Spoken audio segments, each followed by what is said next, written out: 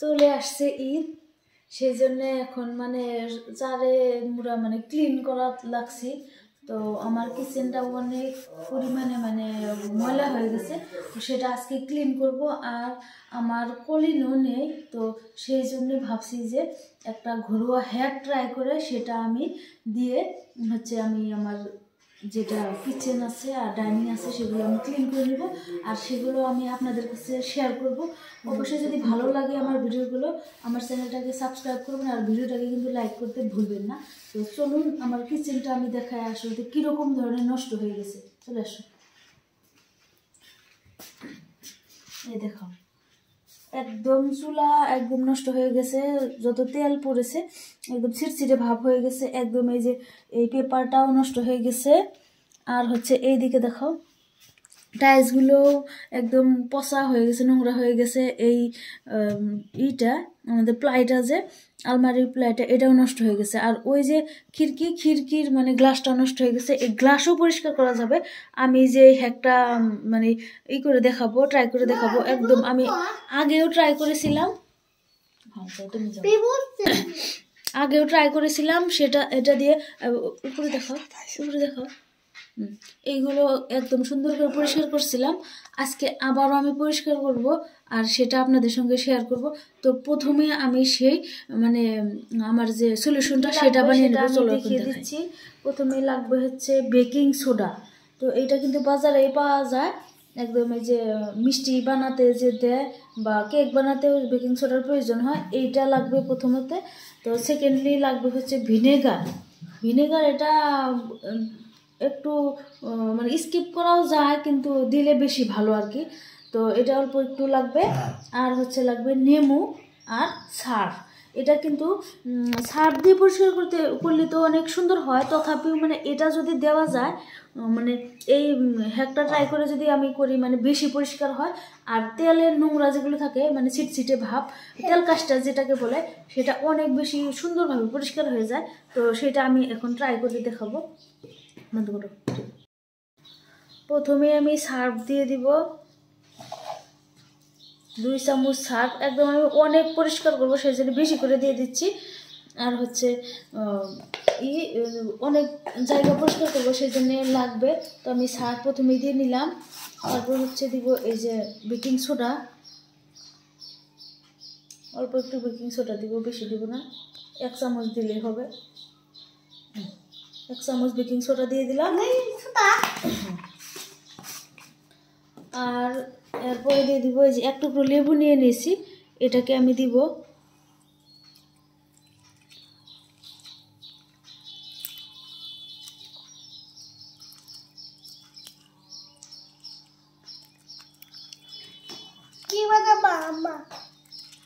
Cleaning agent খাবো, clean করবো না, ক্লিন করবো, সব সাফা করবো।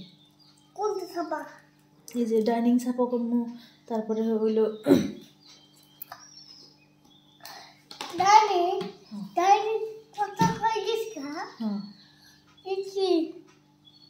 এখন দিলাম ভিনেগার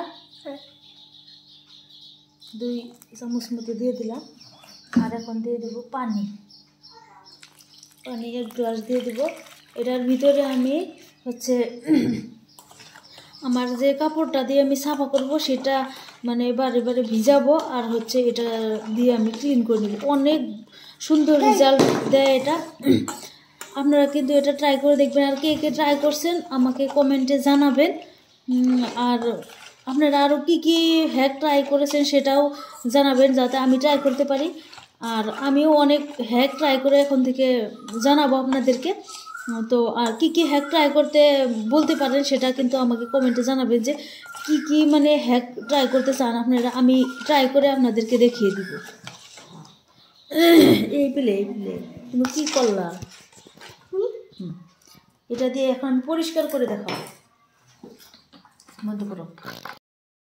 এই কাপড় দিয়ে আমি সাফা করবো। এটা কিন্তু কোনো সুতির কাপড় না, এটা মানে অল্প যে ইটেলিন টাইপের, আর হচ্ছে যে বর্তমানে যে সেটিং কাপড়গুলো আছে, তো সেই কাপড়গুলো দিলে বেশি ভালো হয়। কারণ যদি সুতির কাপড় দেওয়া হয় তখন মানে সুতির কাপড়ে বেশি সাফ মানে অ্যাবজর্ব করে ফেলে, আর এটা অ্যাবজর্ব কম করবে, সাফা বেশি করে দিবে। তো চলুন এখন সাফা করে দেখাই। চলো, আমি গ্যাসের চুলাটাই প্রথমে সাফা করব। তো এইগুলোকে আমি ভিজিয়ে রাখবো, সাফা করার লাস্টে এটা আমি এই বস্তুটা দিয়ে সাফা করে দেবো।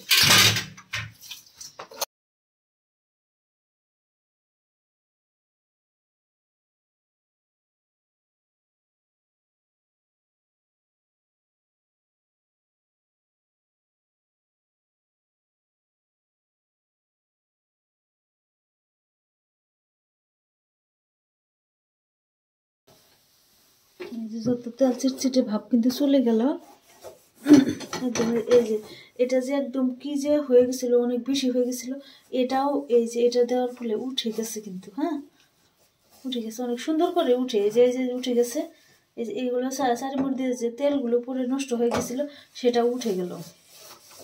আমি ওইবার ঈদের মধ্যে এটা ট্রাই করছিলাম, অনেক বেশি ভালো লাগছে, সেই জন্য এইবারও আমি এটা করতেছি। তো সেই জন্য ভাবলাম যে আপনাদের সাথে শেয়ার করে নেই।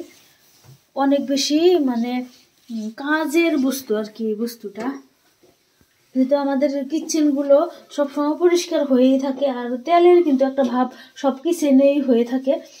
আমার তো চিমনিও নেই, তো চিমনি থাকলে একটু কম হয়, যদিও আমার চিমনি নেই। তো ফ্যানটাই আমি পরিষ্কার করে দেখাবো, আমার ফ্যানটা দিয়ে আমার সেই তেল ভাবগুলো যায় আর সেটা মানে পড়ে থাকে ওই দিক দিয়ে। ওই ফ্যানটা দেখাও, এই ফ্যানটা দেখতে পাচ্ছেন কিরকম হয়ে গেছে, একদম নষ্ট। ওটা আমি এই বস্তুগুলো দিয়ে মানে পরিষ্কার করে দেখাবো সলিউশনটা দিয়ে, সেটা অনেক বেশি সুন্দর হয়ে যাবে, চকচকে হয়ে যাবে। আমি দেখাই দিব আপনাদেরকে।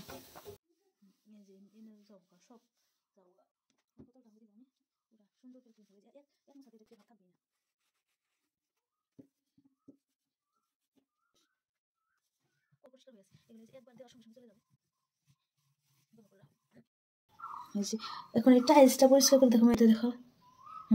পুরা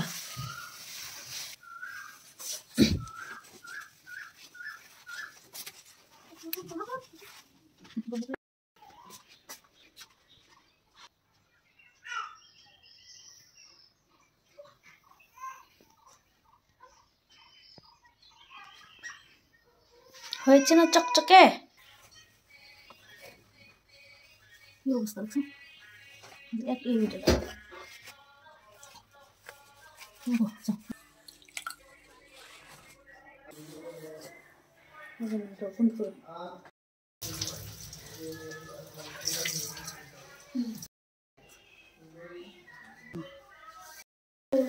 ওদের কথা কইছি।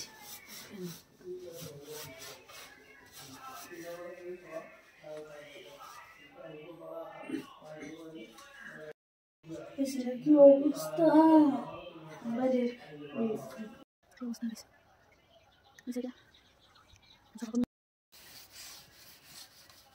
অবস্থা